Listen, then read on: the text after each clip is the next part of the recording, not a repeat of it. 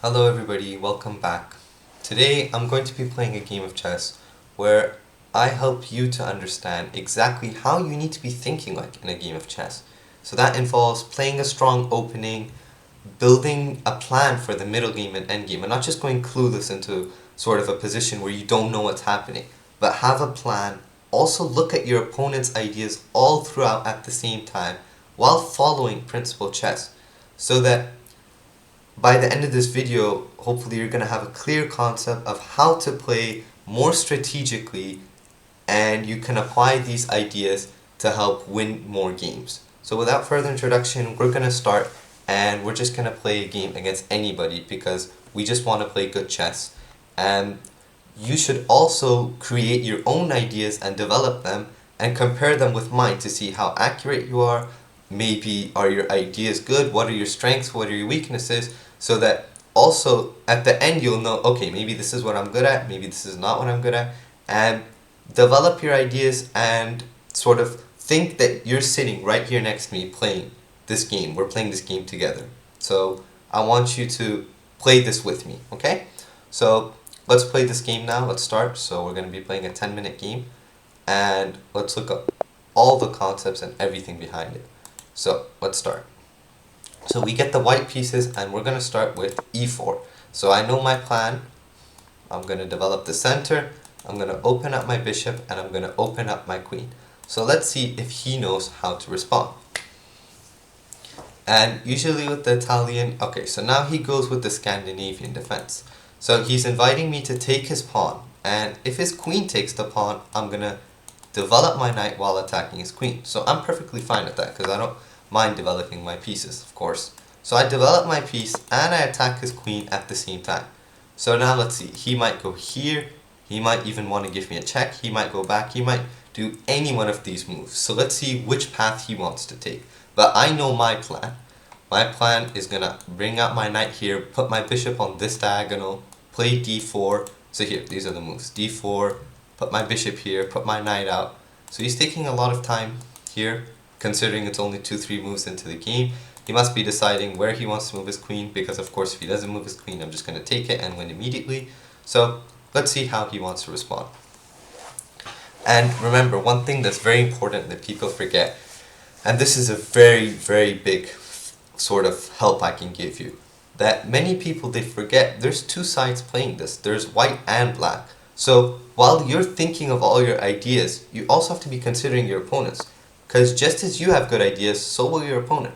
And he goes queen to a5, just like I predicted. And now my plan is simple. I'm going to put my knight to f3.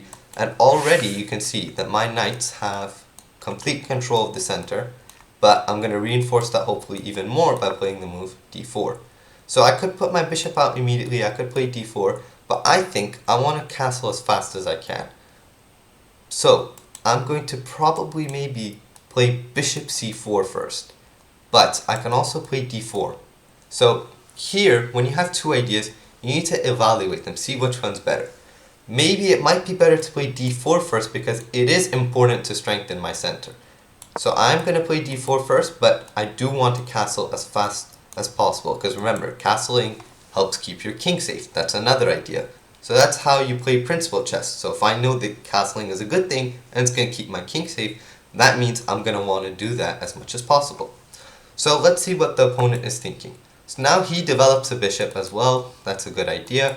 And he's also targeting this pawn, which is defended by my queen, so I don't have to worry about that. Later, I can always strengthen my pawn if really needed, like this.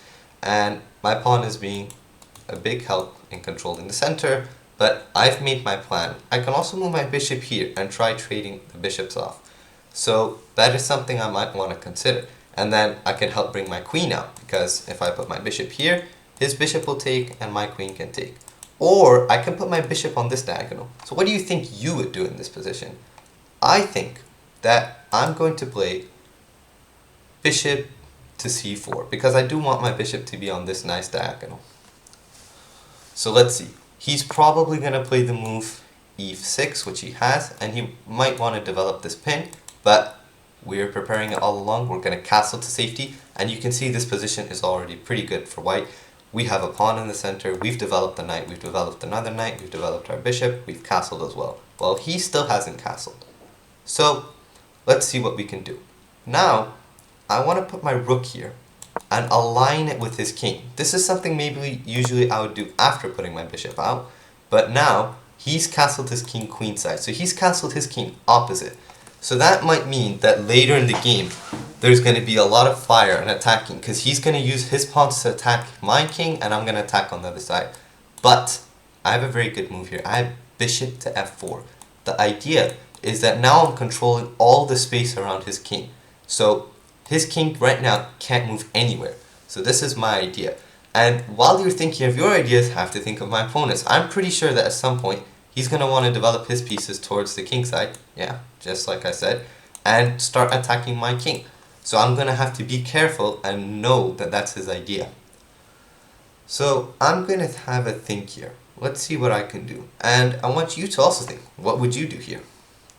I have quite a few options. I can put my knight here, but then I'll just be offering a trade of pieces. And that actually doesn't work because eventually there's a pin on my queen. So I don't want that. He also wants to develop his bishop. And the only really good square he might have is here. So I might block that with a3. But this move actually has two ideas. I'm also threatening to play b4 and gain more space on the queen side so I can attack his king. And that would actually force his queen here on this square. And I can play b5. So see, I'm evaluating my ideas. I'm seeing that, you know what, my plan might be that I want to attack on the queen side. And yeah, sure enough, he's moved his bishop here. So I think that this should be pretty good for me already. So I'm going to play b4. This forces his queen here, because remember, the bishop controls the square. This is very good for me. And he moves his queen here. So this is also something else. You have to think about your moves. Your moves are going to determine your whole game. He should have noticed that he had to move here to this square. But also notice something else. He had to move his queen here. I actually had another idea. I would trap his queen on a4. That's why I prepared this move a3, so that I could actually trap his queen. Because remember, bishop f4 was a very good idea because I wanted to completely cut off his king and not allow the queen to escape. So now that allows me to win a free queen, just like that. And now that I have a queen up, he'll probably resign and I'll win this game very fast. And you can see the strategic ideas behind it. So in this case, I've developed a plan. I knew that I was going to attack on the queen side, and even if he didn't lose his queen, this would have been a very easy game for me to win because I can start pushing my pawns and attack his king. I can bring in my rook like this, my bishop is coming in the way, and this would be a very comfortable game for me to win. And now his king decides to take. Now I have a lot of options to do, but it doesn't really matter because I'm just a queen up. So what I'm going to do is I want to open up the spaces around his king. So now when you're winning, it's very important not to get too excited. It's very important. It's very easy right now for me to get very careless. But I should still remember, the game is still ongoing. Anything can happen. So I'm going to play the move b5 with the idea that if he takes, my knight gives the king a check and enters an excellent position. So while my opponent's having a think, we need to evaluate and think of our ideas. So I want to show you guys this. He moved his bishop here, and you can see already this position is very stuck for him. Look at how all my pieces are open, and this pawn is completely controlling the center, not allowing any of his pawn breaks. So my move a3, I thought it was a very good move because I'm doing two things at the same time. I wasn't letting his bishop come to this square, and at the same time, so my opponent has moved, let's see. He's being a bit tricky. He wants to attack my bishop. But let's go back to the idea we're discussing. So that I played a3, so that firstly, his bishop can't access this square, and just the fact that I'm getting more space is already a good advantage for me. And then after I played this move, I saw that his queen would be forced here, and then notice that the bishop controls these two squares, the pawn controls this square, the bishop controls this square, so everything around the queen is completely trapped. So once the queen would have moved to b6, I would have put my knight on a4 and the queen is trapped and I win the game. But he blundered the queen to the bishop and now he moves his knight. So if I'm being careless here, I might just give up my bishop and slowly he'll get back into the game. But I'm going to move my bishop back and offer a trade of bishop. So here what am I doing? I'm playing principal chess because I know that I'm up material. I have an extra queen. This is an easy game for me to win.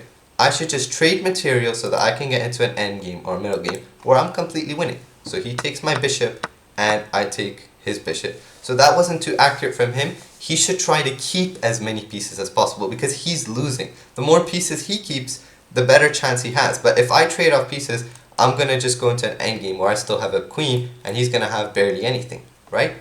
So evaluate your own ideas as well. See this position, what you think will happen, what you would play maybe in this game.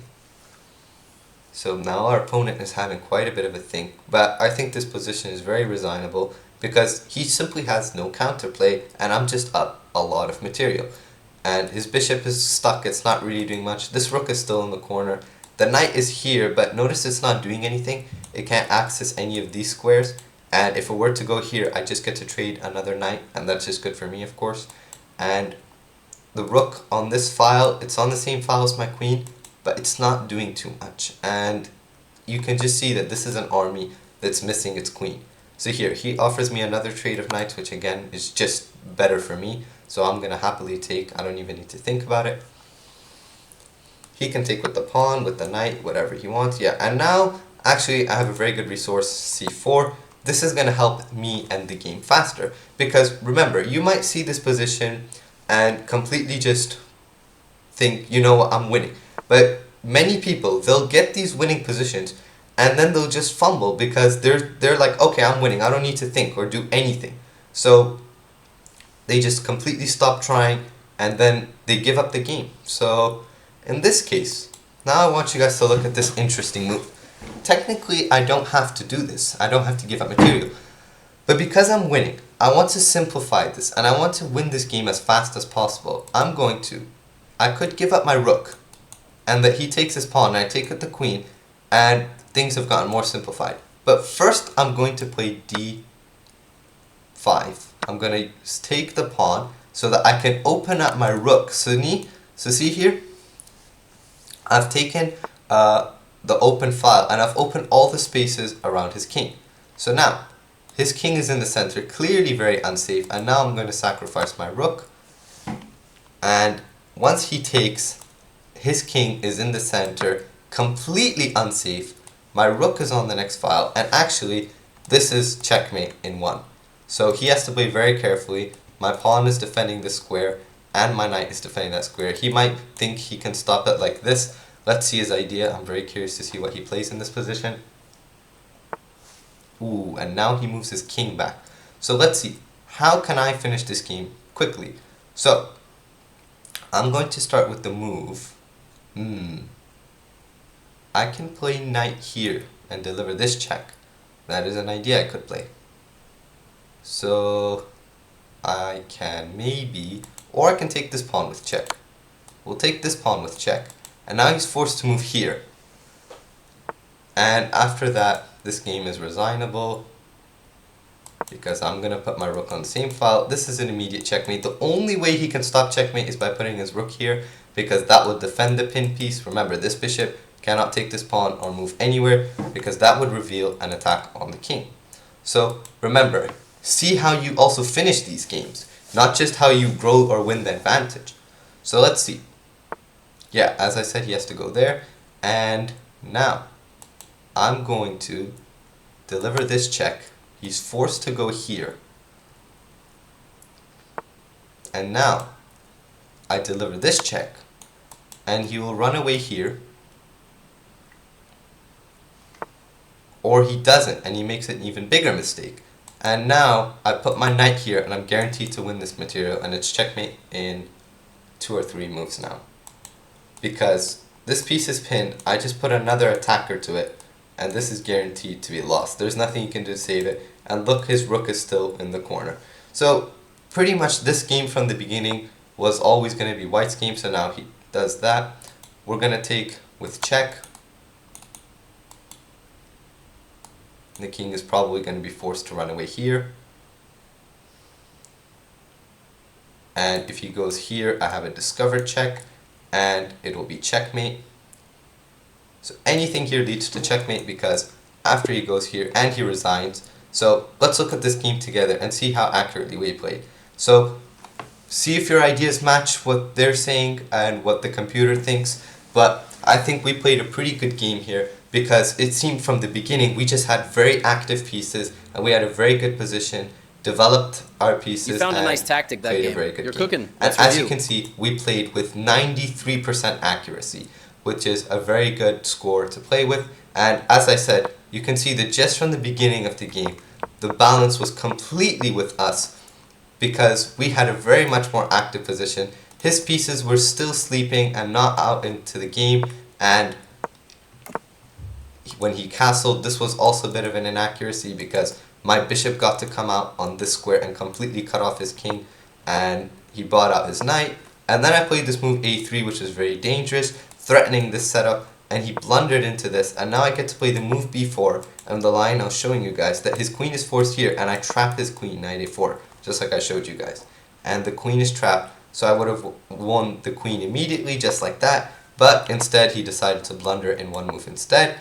And from here, when you're up a queen, it's very easy to win. So as you can see, we played a very accurate game, thinking together and by developing. This is not impossible. This is something very possible to play a good game just like this. All you need to do is just think strategically, apply the chess principles, take your time, and think the position through.